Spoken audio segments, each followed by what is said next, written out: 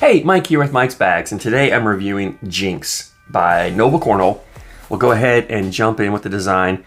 Noble has 4 different series of bags, and each one they have 2 different designs, and for each design they have multiple colorways. They have a lot of good options.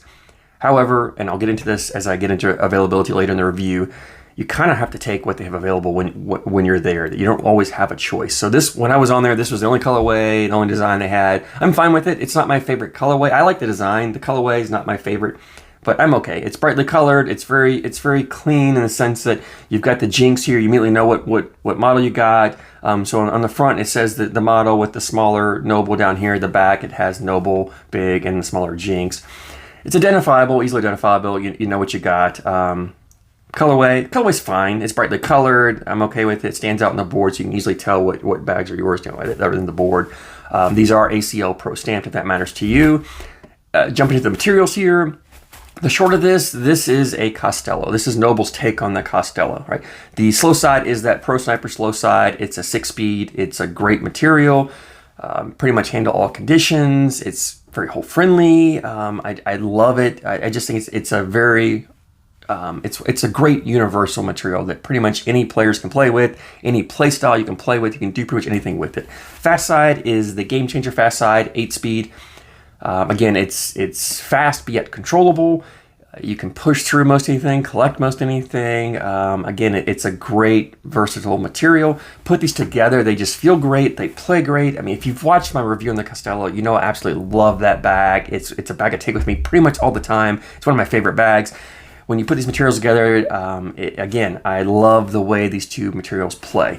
And now, as far as the template, this is where it starts to vary a little bit from the Costello. It's a little bit smaller template than the Costello, just a touch smaller, which makes the bag feel a little fuller, not quite as floppy. I got the Costello right here. The Costello is a little floppy, not as floppy as a Pro Sniper Surefire, but it has some flop to it. The Jinx, being a little smaller, it makes it feel fuller, so it's not quite as floppy. So if you don't like the floppiness of the Costello, you like a fuller bag, the Jinx is a great option for you. The other difference is the fill. The Black Sheep and the Costello uses that 100% flat disc fill in their bags, which people love the way it feels. It allows the bag to hit and run straight up the board. Noble uses a little bit of a blended fill in this Jinx. I don't know if they use it in all their bags, but in the Jinx, it's a blended little mix of the beads and the discs in there. Gives the bag a little more attitude as it kind of hits the board and wants to bounce a little bit, move up. I think it makes it, if you are a roll flop type player, I believe you can roll and flop this a little bit easier than you can the Costello. So that's if you're looking at that, that's a little bit of a difference in the 2. It does give the bag a little more of a kick to it when it lands, as opposed to that flat disc that just kind of flattens out, lands soft, and runs up, because you've got a little bit of that bead, so you have a little bit of movement. It does want to kick, makes the bag a little easier to cut, in my opinion. So it's a trade-off of the 2. Again, very similar to the Costello in the playability. I'm just kind of nitpicking the differences here. Now, as far as the playability on these bags, really, this is a bag that can do pretty much everything on there. This slow side, again, it's fast enough. If you want to run bags in the hole, you can just throw them in, put your 4 bags in the hole, get your 12 points, and just outscore your opponent. But it's also controllable enough that you can slow it down, and you can block, and you can play a little dirtier style game. And so what I love about this is, throughout the course of a game, from round to round, I can change up my play style. You know, I can run bags in for a couple rounds and all of a sudden start throwing blockers out there. Just keep your opponent guessing, keep them off balance, keep them trying to figure out what you're trying to do, and keep them out of the rhythm, right? That's what I love about this. Even this fast side it's fast, but not too fast. So you can still throw it and control it. If you miss on a block or push or something, you can still, there's a chance it still may hang on the board, may not completely fly off the back.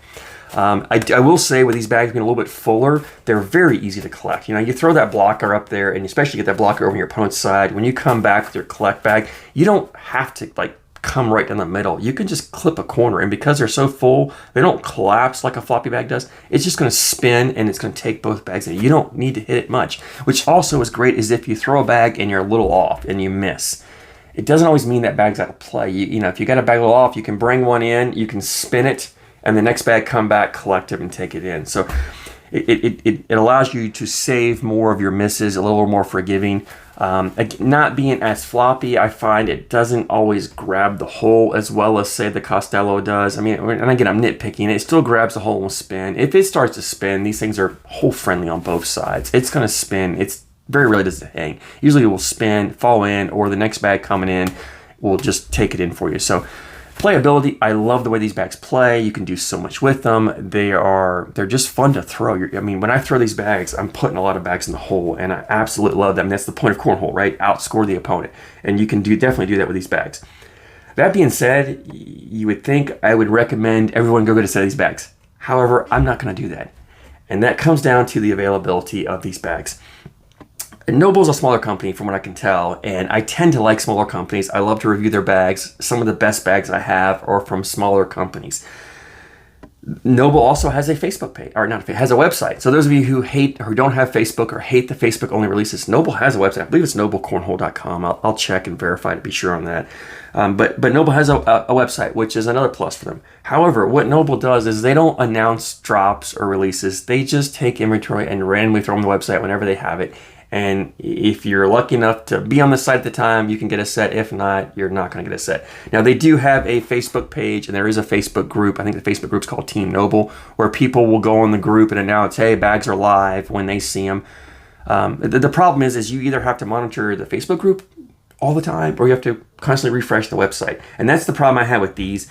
It seems to be afternoon to evenings when they do releases, but it can be 7 days a week. I haven't really found a pattern yet for Noble.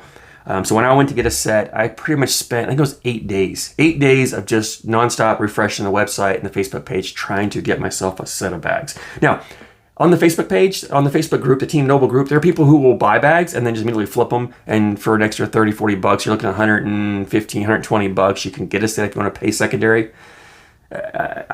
I don't recommend that, just for the fact that Costello's $89.99, they're in stock pretty much all the time. You can choose the color you want, you can get them. They're readily available. These are $85, however, they're not really available.